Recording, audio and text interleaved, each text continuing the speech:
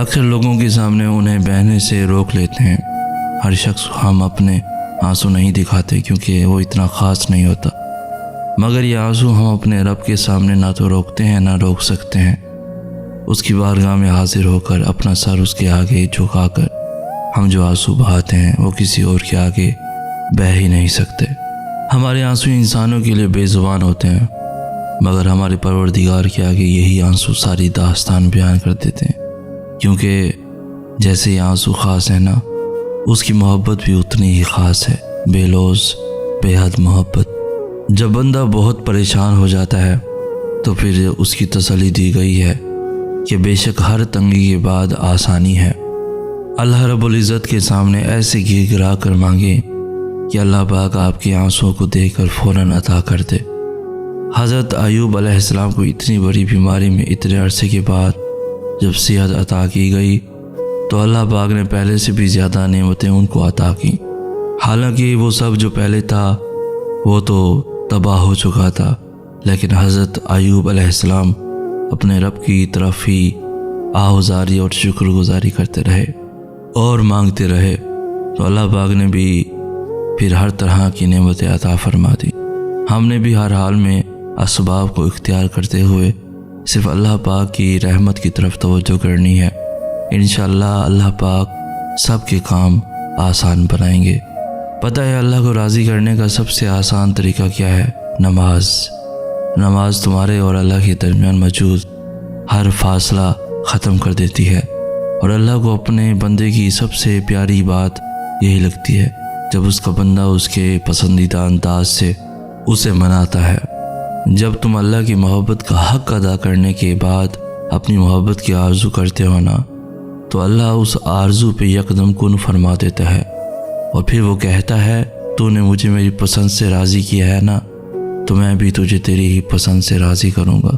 کائنات میں کوئی بھی عمل اور کوئی بھی عبادت ایسی نہیں جو نماز کی طرح اللہ کو فوراً تم سے راضی کر سکے۔ اللہ کے نزدیک نماز سے زیادہ محبوب کوئی عمل نہیں، اور جو اس کے محبوب کو اپنا محبوب بنا لیتا ہے نا، اللہ اس سے بے حد محبت کرنے لگتا ہے۔ جو سجدوں میں سستی نہیں کرتے، پھر اللہ بھی ان کی دعاؤں کی قبولیت میں تاخیر نہیں ہونے دیتا۔ نماز آزمائش میں اللہ کی تمہارے لیے سب سے بڑی پناہ گاہ ہے، اور جو اس کی پناہ میں ہوتے ہیں ان کا بڑے سے بڑا طوفان بھی کچھ نہیں بگاڑ سکتا، وہ ہمیشہ اللہ کی حفاظت میں رہتے ہیں۔ زندگی کو نہ تھوڑی سی بریک لینے دو، جہاں 10 لوگوں سے بات کرتے ہو وہاں 2 لوگوں سے بات کرو، جہاں پورا دن موبائل استعمال کر رہے ہو وہاں 6-7 گھنٹے استعمال کر لو، جہاں تم 1 گھنٹہ بھی سو نہیں پا رہے وہاں جیسے بھی کر کے دن میں 2 سے 3 دفعہ نیند لے لو۔ ہر سوچ کنٹرول آنا شروع ہو جائے گی۔ تم جتنا لوگوں سے باتیں کرو گے الجھتے جاؤ گے، بے سکون رہو گے۔ اپنا بہترین دوست اللہ کو بناؤ، یقین کرنا لوگوں سے بات کرنے کی فرصت تک نہیں ملے گی۔ تم الجھو گے بھی تو تمہارا رب تمہیں سلجھا دیا کرے گا، وہ ہر چیز سے واقف ہے، بس ہم سے سننا چاہتا ہے۔ اس دل کی ویرانی کو بس وہی مٹائے گا، سکون پائے گا تمہارا دل جب کہیں ذکر خدا آئے گا۔ تم نے تو ٹھان لی ہے اپنا نقصان کرنے کی، مگر دیکھ لینا انشاءاللہ تمہیں اللہ بچائے گا۔ دعائیں مانگتے ہو نا تو ساتھ ہی خیر بھی مانگا کرو، بہترین مانگنے والا بہترین سے نوازا جائے گا۔ ابھی نہیں لیکن بہت جلد سمجھ جاؤ گے، پھر تمہارا دل شکر کی تسبیح دہرائے گا۔ اللہ کو معصومیت پسند ہے، ایسی معصومیت کہ نیکی کرے اور اسے اللہ کا احسان سمجھے، ایسی معصومیت کہ اگر وہ گناہ کر لے تو فوراً توبہ کی طرف متوجہ ہو جائے، اللہ سے معافی مانگے، جیسی بھی ٹوٹی پھوٹی، اچھی بری، پکی سچی، بس وہ مانگے۔ اللہ کو گناہوں کی نشاندہی پسند ہے کہ وہ اپنے گناہوں پر نظر رکھے۔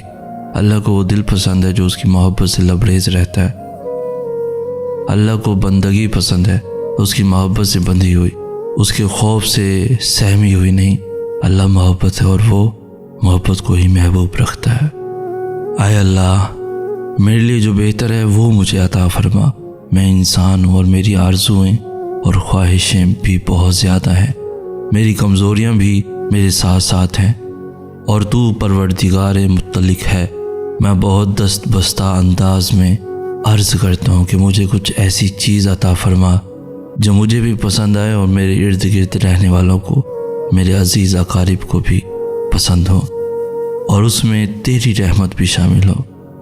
دعا سب کر سکتی ہے، بس اس یقین کے ساتھ مانگنا کہ جو مانگ رہے ہو وہ دنیا کے لیے اور تمہارے لیے ناممکن ہے، مگر جس سے مانگ رہے ہو وہ علی کل شیء قدیر ہے، جو اس پورے نظام شمسی کو چلا رہا ہے، جو رات اور دن کو بدل رہا ہے، جو تمہارے جسم میں ایک نظام کے تحت خون کو گردش کروا رہا ہے، جو آج تک تمہیں ہر بار سنبھالتا آیا ہے۔ وہ رب یہ دعا بھی قبول کر لے گا، اس سے جب بھی مانگو، جیسے بھی مانگو وہ سنتا ہے، بس یقین کو کامل کر کے مانگو۔ وہ ممکن کرنا اس رب کے لیے مشکل نہیں، تم دیکھنا تمہیں خود نظر آئیں گی تمہاری دعائیں قبول ہوتی ہوئی، معجزے تم خود دیکھ لو گے۔ یہ یاد رکھو، اللہ تعالیٰ کو بھی ہم سے یہی مطلوب ہے کہ ہم اسے یاد کریں، ہم اسے محبت کریں، ہم اسے بار بار بلائیں، اس کے پاس جائیں، مگر مسئلہ پتہ کیا ہے؟ ہم انسان اس کے پاس جاتے ہی تب ہیں جب دنیا ہمیں توڑ چکی ہوتی ہے، جب ہمارے اوپر کوئی مشکل ہوتی ہے۔ حقیقت میں وہ سب بھی اللہ کے حکم سے ہی ہوتا ہے تاکہ ہم اس کی طرف متوجہ ہوں، ورنہ تم دیکھو خوشی میں کون اللہ کو یاد کرتا ہے، بلکہ ہم تو سب سے زیادہ ناراض ہی اسے اپنی خوشی کے مواقع پہ کرتے ہیں۔ سمجھ رہے ہو نا ان آزمائشوں کے آنے کا مقصد؟ میں نے اکثر دیکھا ہے کہ لوگ ایک دوسرے سے آگے نکلنے کی کوشش میں لگے رہتے ہیں۔ اس کے پاس یہ چیز ہے تو میرے پاس کیوں نہیں؟ اس نے ایسے کپڑے پہنے تو میرے پاس ایسے کپڑے کیوں نہیں؟ کسی تقریب میں جانا ہے تو ہر دفعہ نیا لباس تاکہ لوگ دیکھ کر یہ نہ کہیں کہ اس نے تو پہلے بھی یہ پہنے تھے۔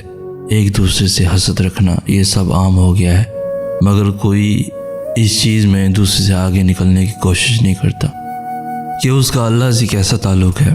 اپنے اور اللہ سے تعلق کو مضبوط بنانے کے لیے کوئی جتن نہیں کرتا۔ دنیاوی چیز کی تو سب نقل کرتے ہیں، مگر اگر دوسرا انسان اللہ تعالیٰ کے قریب ہے تو ہم کیوں نہیں؟ وہ اللہ کے لیے نماز پڑھ رہا ہے تو ہم کیوں نہیں؟ آج کل لوگوں کو دنیا کا لالچ ہے، اگر یہی لالچ نیکیاں کمانے کا ہوتا تو دنیا میں برائی کے لیے جگہ کم پڑ جاتی۔ در بدر کی ٹھوکریں کھا کر جب انسان اللہ کے در تک پہنچتا ہے تو اللہ اپنے بندے کو اس کی چاہت سے نواز دیتا ہے۔ ساری حاجتیں تو اسی کے در سے پوری ہونی ہیں، پھر چاہے سب سے پہلے جاؤ یا سب سے آخر میں۔ یہ دکھ درد تمہارے اس کی طرف سے تمہاری سزا نہیں ہے، یہ آزمائشیں تمہارے ماضی کی خطاؤں کا نتیجہ نہیں ہے، یہ بے سکونی تمہاری اس کی تم سے ناراضگی کی وجہ نہیں ہے، یہ اس کے طریقے ہیں تمہیں خود تک بلانے کے۔ یہ بے چینی بے وجہ نہیں ہے، وہ اپنے محبوب بندوں کو سزائیں نہیں دیا کرتا، وہ جن سے محبت کرتا ہے انہیں تکلیف میں نہیں چھوڑا کرتا، وہ تمہاری دعاؤں میں اٹھنے والے ہاتھ خالی نہیں موڑتا، وہ تمہارے سجدوں میں بہتے آنسو بے مول نہیں چھوڑتا، وہ تو تمہاری خاموش دعاؤں کو بھی بڑے غور سے سنتا ہے، وہ تمہاری سکتی فریادیں اپنے پاس سنبھال لیتا ہے، وہ جب تمہیں سجدوں کی توفیق دیتا ہے تو تمہارا انتظار کرتا ہے، وہ جو تم سے 70 ماؤں سے زیادہ محبت کرتا ہے، وہ بھلا کیسے تمہیں درد کی شدت سے گزار سکتا ہے؟ یہ بس آزمائش ہے جو اپنے محبوب بندوں کو دیتا ہے۔ اس کٹھن وقت میں تمہارا صبر تمہیں اپنے رب سے ملا دیتا ہے۔ جب صلے کا وقت آتا ہے تو وہ اپنی رحمت کے سارے دروازے کھول دیتا ہے۔ جب کن فرمایا جاتا ہے تو آسمانوں کے فیصلے تمہاری رضا کے مطابق لکھ دیتا ہے، پھر وہ بھی حاصل ہو جاتا ہے جو کبھی لا حاصل رہا ہو۔ پھر وہ نوازتا ایسا ہے کہ ہر ناممکن ممکن کا روپ ڈھال دیتا ہے، اور جب وہ تمہاری دعاؤں پہ راضی ہو جاتا ہے تو وہ یہ نہیں دیکھتا کہ دنیا اس چیز پر مطمئن ہے یا نہیں ہے، اور نہ اس کو اس بات سے کوئی فرق پڑتا ہے کہ اس دعا کی قبولیت میں کتنی رکاوٹیں ہیں۔ وہ جب ارادہ باندھ لیتا ہے تو ناممکن کی ساری گرہیں اپنے آپ کھل جاتی ہیں۔